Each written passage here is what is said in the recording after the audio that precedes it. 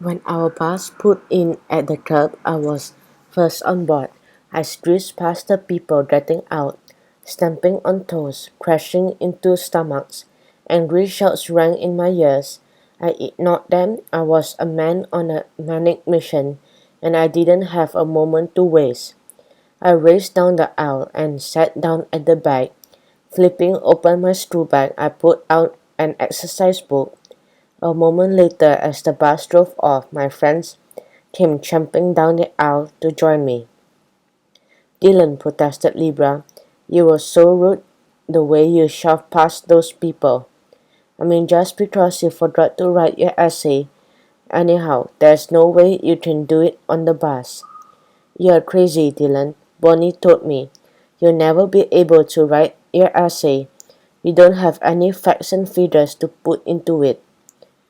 "I don't need them," I muttered. "They'd make it boring." "Huh?" Bonnie stopped. "How can you write a proper essay without knowing anything about the subject?" "You see," I promised. I ripped a page from my book, then dug around in my bag for a pen. I stared into space for a moment, then I started writing. My pen flew over the paper. I wrote so fast, so feverishly that my hand was nothing more than a blur. The ideas were bursting out of my brain. In fact, I wasn't sure they came from my brain. Line after line of words stumbled from my imagination. I could feel my brain transmitting them down my arm, pumping them into my fingers and through the pen onto the paper. I had no idea what I was writing. I just wrote it. "Way to go, Dylan Woon." And just as the bus pulled up outside our school, I finished writing the last word. There was no time for me to read my essay, and I checked it.